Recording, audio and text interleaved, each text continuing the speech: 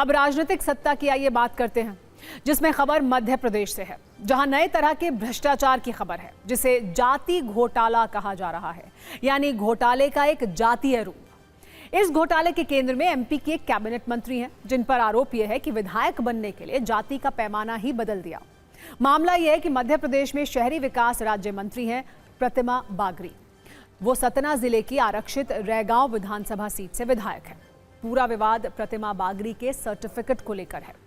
उन पर आरोप यह है कि उन्होंने अनुसूचित जाति के प्रमाण पत्र के आधार पर सतना जिले की आरक्षित रैगांव सीट से चुनाव लड़ा। विधानसभा चुनाव में उन्हें जीत मिली, जबकि आरोप है कि वो जिस जाति की हैं वो अनुसूचित जाति में आती ही नहीं है। यह मामला तब चर्चा में आया जब 2023 के विधानसभा चुनाव में प्रतिमा बागरी को जीत मिली। कांग्रेस अनुसूचित जाति विभाग के प्रदेश अध्यक्ष प्रदीप अहिरवार ने इसे कोर्ट में चुनौती दी।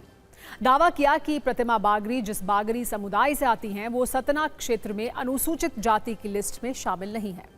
याचिका में यह भी कहा गया है कि उनका संबंध राजपूत या ठाकुर समुदाय से है, इसलिए एससी सर्टिफिकेट के आधार पर चुनाव लड़ना और आरक्षित सीट से जीत हासिल करना नियमों के अनुरूप नहीं है। इस मामले की सुनवाई के दौरान हाई कोर्ट ने एक राज्य स्तरीय छानबीन समिति को जांच करने के लिए कहा। अब समिति प्रतिमा बागरी, शिकायतकर्ता प्रदीप अहिरवार और अन्य इससे जुड़े पक्षों से दस्तावेज और एविडेंस लेकर पूरे मामले की जांच कर रही है। इस जांच के सिलसिले में प्रतिमा बागरी को नोटिस जारी किया गया है। 6 जुलाई को अनुसूचित जाति विकास आयुक्त कार्यालय में उन्हें पक्ष रखने के लिए कहा गया है। इस जांच के बाद समिति अपनी रिपोर्ट तैयार करेगी, जिसके आधार पर आगे की कानूनी कार्रवाई तय होगी। इस बीच कमेटी ने यह भी कहा है कि सतना में मुनादी करा दी जाए कि अगर किसी के पास प्रतिमा बागरी की जाति से जुड़ा कोई तथ्य, दस्तावेज या एविडेंस है तो वो भी समिति को सौंप दे। कुल मिलाकर प्रतिमा बागरी की मुसीबत अब बढ़ने वाली है।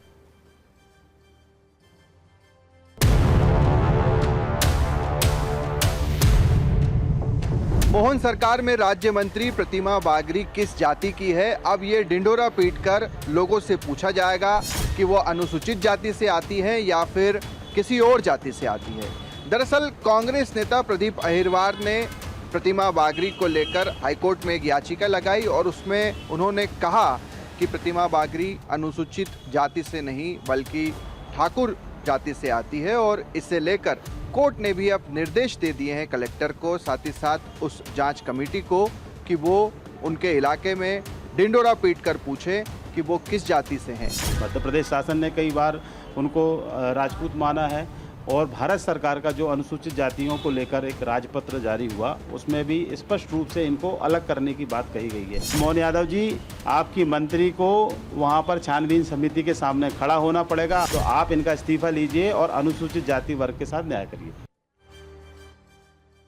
हमने जब इस मामले की पड़ताल की तो हमें 14 जुलाई 2003 का मध्य प्रदेश अनुसूचित जाति जनजाति विभाग का एक डॉक्यूमेंट मिला। प्रदेश के पूर्व मध्य भारत क्षेत्र में सम्मिलित जिलों में निवास करने वाले बागरी या बागड़ी समाज के व्यक्ति अनुसूचित जाति में सम्मिलित रखे जाने की पात्रता रखते हैं। प्रदेश के अन्य क्षेत्रों जैसे महाकौशल, बुंदेलखंड, निमाड़पुरा क्षेत्र में सामान्यतः बागरी कहलाने वाले व्यक्ति अनुसूचित जाति में सम्मिलित होने की पात्रता नहीं रखते हैं। इसलिए बागरी या बागड़ी समाज के व्यक्तियों के आधार पर ही अनुसूचित जाति प्रमाण पत्र जारी करने से पूर्व उनकी गहन पड़ताल कर उपयुक्त होने पर ही अनुसूचित जाति का प्रमाण पत्र जारी किया जाए। इस तरह 19 जनवरी 2004 का मध्य प्रदेश आदिम जाति अनुसंधान संस्थान का एक डॉक्यूमेंट है, जिसमें यह कहा जा रहा है कि अनुसूचित जाति बागरी की उत्पत्ति बावरिया वधक जाति से माना गया है। इसके गोत्र पवार, बुडाना, यादव, परमार, चौहान, भील, गुजराती, सोलंकी, निमाड़ा, बामनिया, भाटी, डंडिया, बड़तिया है।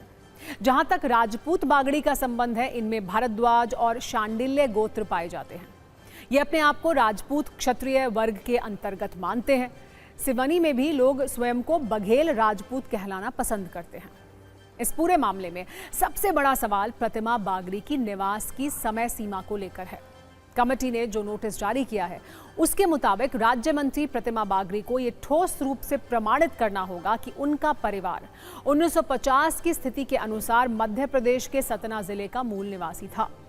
ऐसा इसलिए क्योंकि नियमों के मुताबिक किसी भी व्यक्ति को राज्य में अनुसूचित जाति का कानूनी लाभ और प्रमाण पत्र हासिल करने के लिए यह साबित करना जरूरी होता है कि उनका परिवार 1950 से उस क्षेत्र में रह रहा है।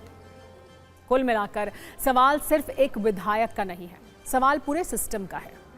अगर किसी आरक्षित सीट पर चुनाव लड़ने के लिए इस्तेमाल किया गया जाति प्रमाण पत्र ही जांच के घेरे में आ जाए तो फिर ऐसे मामलों में जवाबदेही किसकी होगी?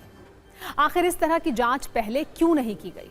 हमारा सिस्टम में इतनी खामियां हैं कि आरक्षित सीट पर जाति घोटाला हो गया, इसका जवाब किसी के पास नहीं है। फिलहाल जांच जारी है और अब सबकी नजर 6 जुलाई की सुनवाई और उसके बाद आने वाले फैसले पर है।